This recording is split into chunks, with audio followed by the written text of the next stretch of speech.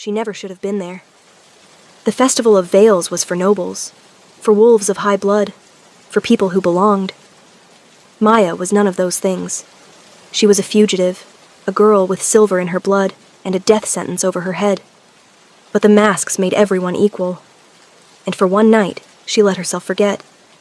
She didn't know he was the Alpha King.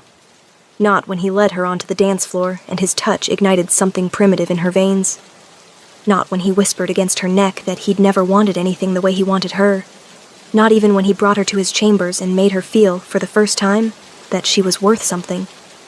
She only discovered the truth at dawn, when his mask slipped from his sleeping face and she saw the royal crest tattooed beneath his collarbone. Cale Thorne, the Alpha King, the man whose laws demanded her execution. She ran. She thought she'd disappear into the wilderness. She thought he would forget a masked woman from one reckless night. She was wrong. Because Kyle didn't just remember her. He became obsessed. He tore his kingdom apart, searching for the woman who had vanished from his bed like smoke. And what Maya didn't know, what she couldn't know, was that something ancient had happened between them that night. Something that bound his fate to hers. He wasn't hunting her only because he desired her. He was hunting her because without her, he would die.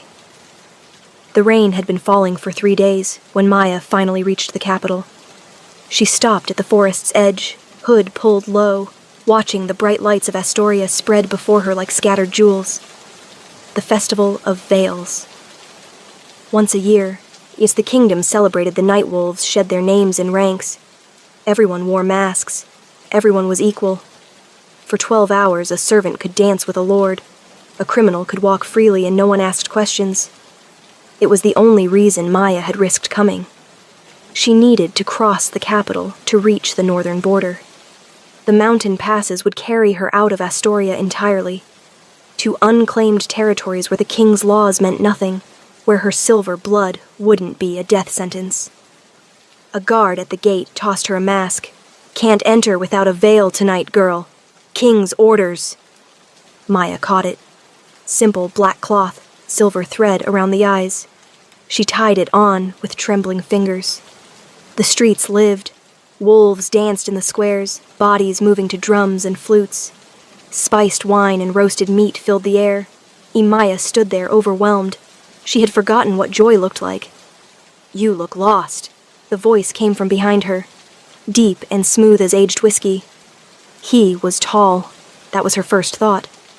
Tall and broad-shouldered, wearing a midnight blue mask that covered everything above his jaw. Sharp angles and bronze skin, lips curved in faint amusement. But it was his presence that stole her breath. Power radiated from him like heat from a forge. Her wolf, dormant for so long, stirred in her chest. "Alpha," her instincts screamed. "Danger." "I'm not lost," she managed. "Just passing through." "No one passes through on festival night," he tilted his head. "It's the only night we can all be someone else. I should go." "Wait." He caught her wrist. The contact sent lightning up her arm. They both froze, something flickering behind his mask. Surprise, recognition of something neither understood. "Dance with me." Not quite an order, not quite a request. Something in between, rough with urgency that matched the sudden hammering of her heart. "I don't know you." "That's the grace." His thumb traced a slow circle over her pulse. "Tonight we don't have to be anyone. No names, no histories, no consequences." She should have walked away, but his hand was warm against her skin, and his scent, cedar and winter frost, wrapped around her like a promise. "One dance," she whispered. His smile could have set kingdoms on fire. One dance became 2. 2 became 10.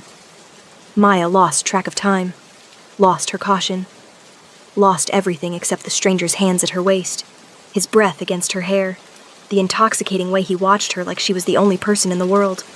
And always, that electric tension building between them, stronger with every accidental brush of skin. "Come with me," he whispered as the midnight bells began to ring. Her wolf howled beneath her skin. Her blood sang at a frequency she'd never felt before. as if every cell in her body recognized him. "Yes," she breathed. They fell together into the bed in a tangle of desperate hands, and he touched her like every inch of her skin was a revelation. And when they finally came together, Maya felt something crack inside her chest, an ancient, overwhelming bond. Mate. He's your mate. Impossible. She couldn't have a mate. Not with what she was. Not with the death sentence carved into her blood. She turned to look at him in the dawn light. He'd fallen asleep with his arm across her stomach, peaceful in a way that seemed foreign to his sharp features. The mask was gone. And there, just below his collarbone, a tattoo she hadn't noticed in the darkness. A wolf's head crowned with thorns. The royal crest of Astoria. Maya's blood turned to ice. Every wolf in the kingdom knew that symbol. Every fugitive, every silver-blooded criminal marked to die. The man lying beside her was Cale Thorne, the Alpha King himself. The man who had signed the execution orders for her entire bloodline. She didn't breathe. Centimeter by centimeter she slid from beneath his arm, dressed with trembling fingers. She was almost at the door when foolish impulse made her turn for one last look. He looked younger asleep, the hard lines of command softened. She could still feel the ghost of his hands on her skin, still hear his voice, rough with wonder. Beautiful. Perfect. Mine. Her throat tightened. In another life, perhaps. Maya slipped through the door and disappeared into the dawn. Kyle woke to cold sheets and silence. He searched the rooms. Nothing. No note, no indication she had existed beyond rumpled sheets and the lingering trace of her scent. Wildflowers and rain. Something sweet underneath, like honeycomb. His wolf rebelled, howling with fury. Mate. She was our mate. Where is she? Find her. Find her! He had felt it the moment their hands touched, the bond snapping into place, a chain of fire, and light binding her soul to his. He'd assumed she felt it too. Instead, she had fled. The door burst open. His second-in-command, Ryland, stumbled in, eyes wide. "She's gone," Cale snarled.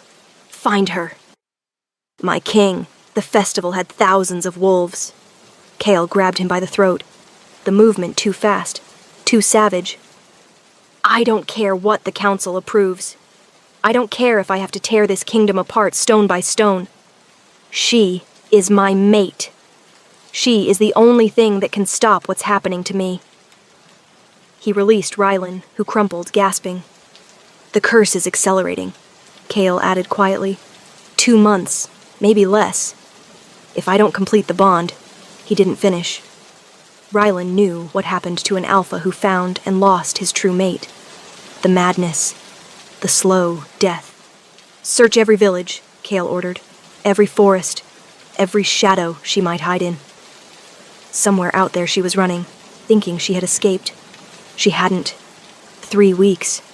3 weeks of running, hiding, barely sleeping. Maya had fled north, but the mountain passes were swarming with soldiers bearing the Wolf and Thorn's crest. She'd understood the scope when she found wanted notices nailed to trees. No name, he didn't know it, but the description was painfully precise. Small build, dark hair, black mask with silver thread. Last seen at Festival of Veils.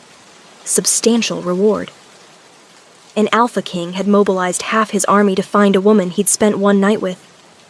Maya doubled back south, then west, zigzagging across the kingdom. She slept in barns, hollow trees, abandoned huts. She ate what she could forage. And through it all, the bond pulsed in her chest like a second heartbeat. She'd expected distance to weaken it. Instead, it grew stronger. Some nights she woke gasping, certain she could feel his frustration, his desperation bleeding through the connection. He was getting closer. Tonight she'd found shelter in a fishing village on Astoria's western coast. The Salted Maiden was a tavern that asked no questions. Maya sat in the darkest corner, hood pulled low. "You heard about the king?" a man at the next table was saying. "They say he's gone mad, obsessed with finding some woman." His companion snorted. "The kings of Astoria are all cursed." His father died raving. It's in the blood. Maya's fingers tightened around her mug. A new voice cut in, sharp and warning. Speaking ill of the king isn't wise. A man had entered the tavern. Tall, broad-shouldered, the bearing of a soldier despite plain clothes. He moved through the crowd with predatory grace, scanning faces. She recognized him. He'd stood near the king during the festival. His gaze swept her corner, paused and returned. Maya threw her mug at his face and ran. The tavern erupted behind her. She burst through the back door, sprinting toward the docks. A fishing boat was preparing to depart. "I can pay," she gasped to the captain. "Please, just get me out of here." She emptied her pockets. The captain jerked his head toward the cargo hold. "Hide below. Not a sound." She vanished into darkness just as the soldier reached the dock. But Maya knew it was only temporary. He'd seen her face. Kyle would know she was heading west. The noose was tightening. She was halfway down a dock 3 nights later when a hand closed on her arm. Finally. The voice sent ice through her veins. Kyle spun her to face him, and Maya's breath cut short. He looked terrible. Dark circles bruised the skin beneath his eyes. His cheekbones jutted sharper, like a man who'd forgotten to eat for weeks. His hair was disheveled, nothing like the composed king she'd danced with, but his grip was iron, and his eyes burned with fever. 3 weeks, he said roughly. 3 weeks I've hunted you across my entire kingdom. Do you have any idea what you've done to me? Let me go. You have no right. No right. A broken laugh. You're my mate. I felt it the moment we touched. I know you felt it too. And you ran. I had to. Why? She pressed her lips together, refusing to answer. His grip tightened. Not enough to hurt, but enough to remind her she wasn't going anywhere. You ran from me like I was a monster. You've been hiding in pigsties, starving, terrified. Pain surfaced through the royal mask. Of what? Of me? Yes, she whispered. Of you? The pain in his eyes deepened. I would never hurt you. You're my mate. Or hurting you would be like tearing out my own heart. You don't understand. Then make me understand. Guards appeared from both ends of the dock. 6, maybe 7. Too many to fight. I can't tell you, she said. If I tell you, you'll kill me. Kale flinched as if struck. What could possibly? Your laws, your decrees, the execution orders signed with your own hand. The words were bitter. That's why I ran, Your Majesty. Because I know exactly what you do to people like me. Confusion clouded his features, then suspicion. People like you. What does that mean? She stayed silent. He leaned closer, his scent surrounding her. You're coming back to the palace. You can tell me your secrets there or stay silent, but you will not run again. His voice dropped. I won't survive if you run again.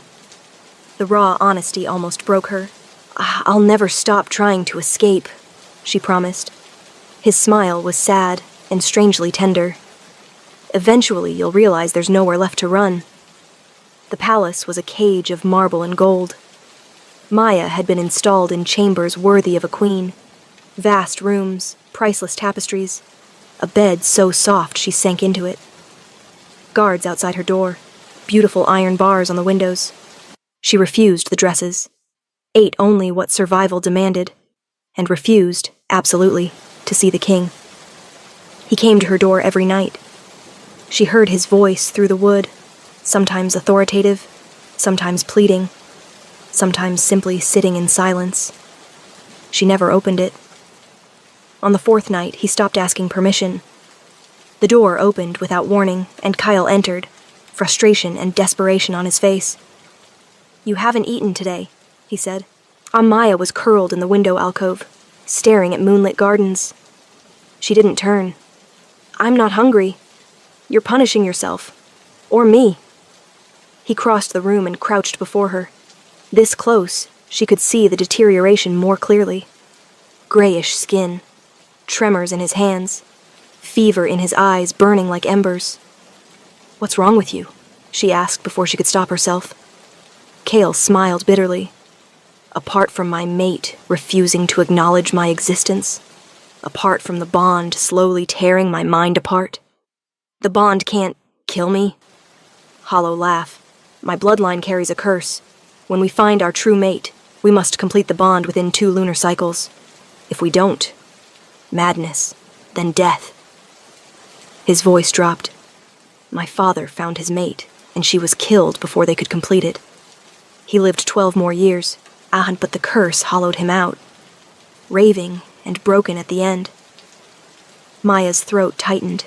That's not my problem. You feel the bond pulling at you, don't you?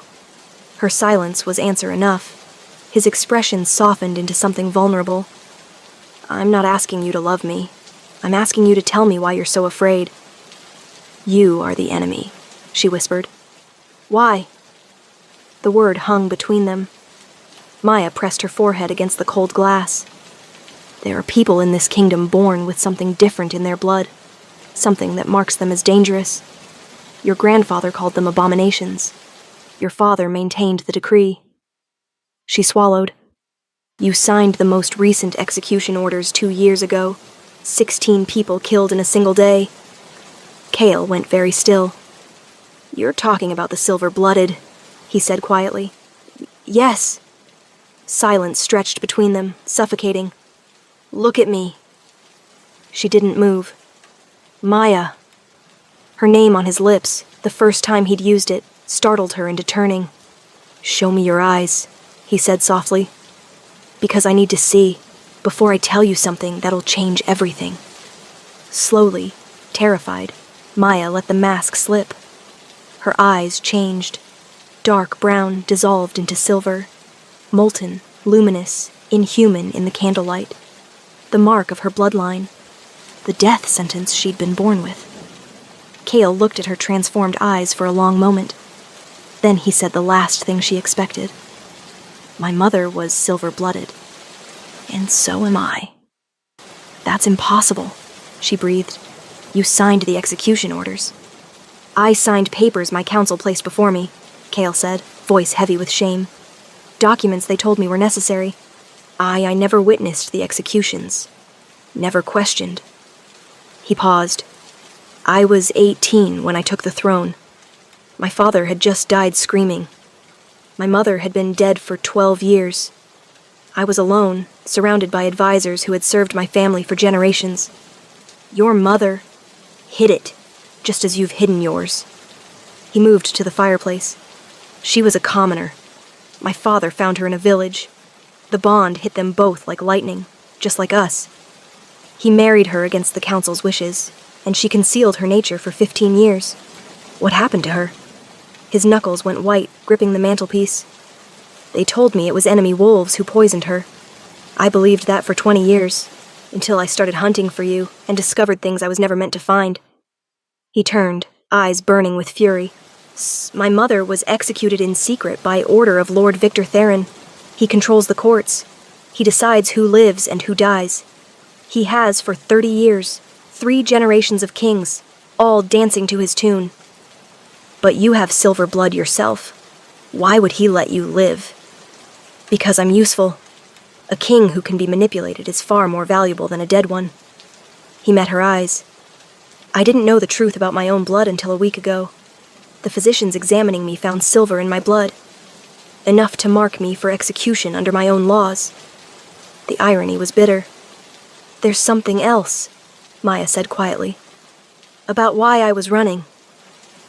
Kale waited. My mother was a healer in Thornvale. Not just any healer, the healer. Silver-blooded wolves traveled hundreds of miles to see her. Maya hugged herself. Theron must have heard. He came himself, and made sure no one survived. But you survived. My mother had bound my abilities before they could manifest, kept me hidden.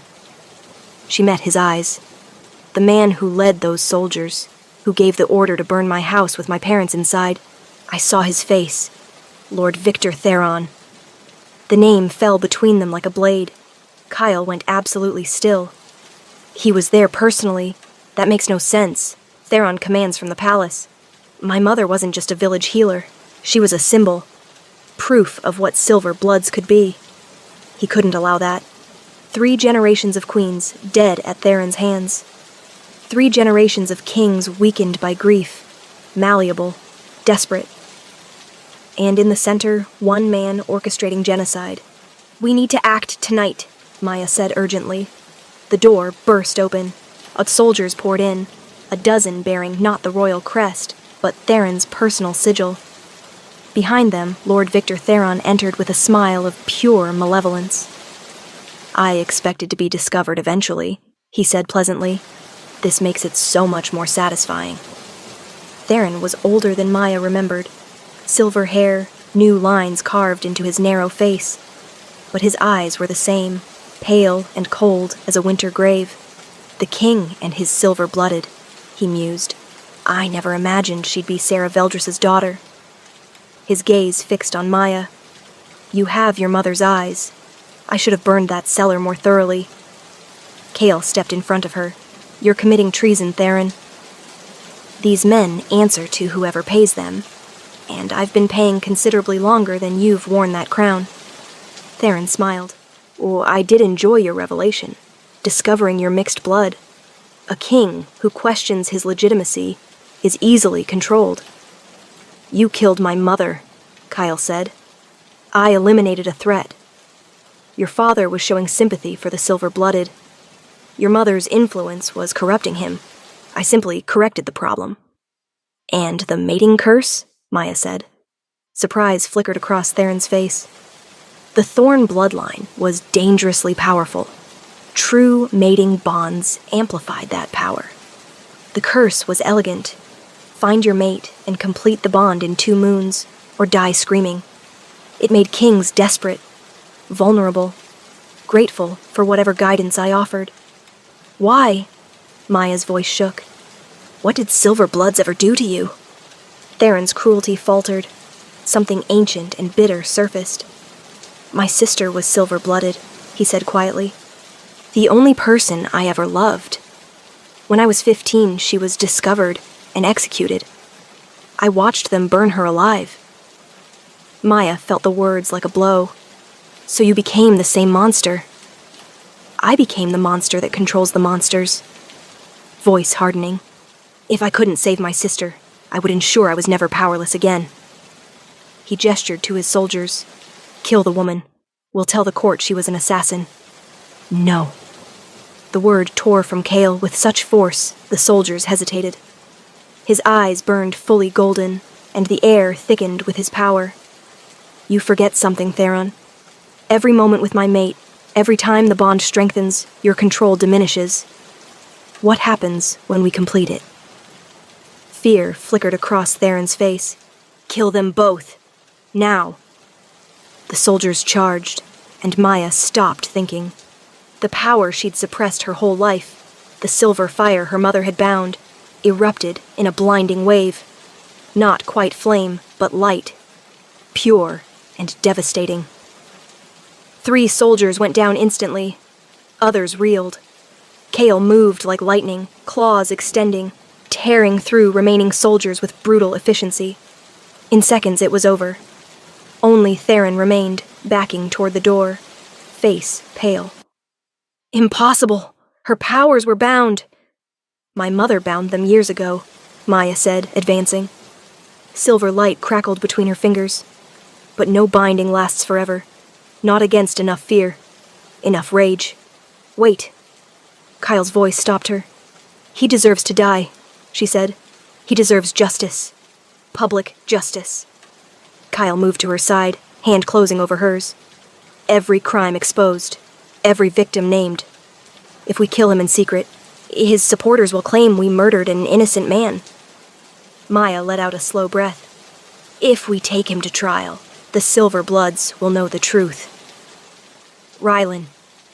The door opened, royal guards flooding in. "Arrest Lord Theron. Treason, regicide, conspiracy to commit genocide." As they dragged him away, Theron locked eyes with Maya. "The curse still stands. You have 3 weeks before it kills him. Breaking it requires a power even your mother didn't possess." The door slammed. Maya turned to Chaol. fear gripping her. "Is that true? 3 weeks?" The grayish tint to his skin, the trembling. They answered for him. They had defeated Theron, but the curse remained. They worked through the night. Maya requisitioned every text on mating bonds, silver blood, ancient rituals. At dawn, she found it. "The shared flame ritual," she read, voice trembling. "When 2 silver-blooded wolves find their predestined bond, they may forge it completely, sharing their inner fire. Each must open completely to the other, holding nothing back. And in the union of their flames, all external bonds shall be broken." "All external bonds," Cale repeated, "including the curse. It's dangerous. The text says incomplete trust will cause it to fail. Then we hold nothing back." Determination overcame his weakness. "I've already told you everything. I have nothing left to hide." Maya hesitated. "There's something I haven't told you. About that night." He waited. "I felt the bond forming the moment we touched. I knew what you were to me." She met his eyes, silver to gold. "I told myself I ran because I feared execution. That was true, but not the whole truth. Then what was? I ran because I'd never been loved before. Not truly. My parents were terrified of what I was. They hid me, treated me like a danger." Tears slid down her cheeks. "When I felt that bond, I was more terrified than I'd ever been, because loving someone means losing them, and I couldn't survive losing anyone else." Kyle wiped her tears with trembling fingers. "You won't lose me. Not if we do this together." He took her hands. "I love you, Maya. I loved you before I knew your name, before I saw your silver eyes. I loved the woman who danced with me like the world didn't exist. I loved the woman who ran because she'd been hurt too many times. And I love the woman sitting beside me now, fighting for my life." Maya leaned forward and kissed him, soft and desperate. "I love you too," she whispered. "I think I have since that first night. I was just too frightened to admit it." They performed the ritual as dawn broke. Maya placed her hands over Kyle's heart. He placed his over hers, weakened but steady. They closed their eyes and opened completely. The silver fire rose between them, hers burning brilliantly, his flickering weakly. She felt his fear, his exhaustion, his hope. She felt the curse wrapped around his heart like chains of ice. And she burned it. The fire flowed through him, warming what the curse had frozen, healing what it had damaged. She felt him gasp, felt his heartbeat accelerate, felt grayish pallor flush with returning life. But the ritual demanded more. It demanded union. She opened completely, let him see everything. Her childhood hiding in shadows, her parents' deaths, her years running, her terror and loneliness and desperate need to be loved without conditions. And he opened in return, the boy who'd lost his mother too young, the king who'd inherited a broken legacy, the man who'd signed execution orders without understanding. Their flames merged. The bond clicked into place with force that shook the room. Windows rattled, candles flared and died. Then silence. Maya opened her eyes. Cale was looking at her with wonder. His skin flushed with health. His eyes blazed, gold and silver intertwined. "It worked," he exhaled. She laughed. He pulled her into his arms, strong arms surrounding her completely. Through the bond, she could feel him now, not just emotions, but his very essence, woven with hers forever. "I love you," he murmured against her mouth. "I know," she said, smiling. "I can feel it." 6 months later, and the palace gardens were in full bloom. Much had changed. Theron's trial lasted 3 weeks. Every crime laid bare, every victim named. He was executed under the very laws he had created. The academy Maya's mother had dreamed of was under construction, a place where silver-blooded wolves could train their abilities safely. They named it Sarah Veldris. Astoria was healing. Wolves who had hidden their nature were emerging into light. Families that had lived in terror were finally safe. Maya sat on a bench in a yellow dress, reading, one hand resting on the gentle curve of her abdomen. "There you are." Cale's voice came from behind, warm with affection. He was more at ease than she'd ever seen him. The weight of curse and shadow finally lifted. "Do you remember what you said that first night?" she asked as he sat beside her, pulling her close. "At the festival. No names, no histories, no consequences." He pressed a kiss to her temple. "I was wrong about the consequences." "You were wrong about everything." She turned in his arms, cupping his face. "Our names matter. Our histories matter. They made us who we are. And the consequences." She took his hand and pressed it against her belly, where their child was growing. "The consequences are everything." Cale's eyes shone. He sank to his knees before her, pressing his forehead against her stomach, and she felt his love flowing through the bond like sunlight. Both of them had spent so long running, from their pasts, from their natures, from connection. But they had found each other anyway, and in finding each other, they had finally found home.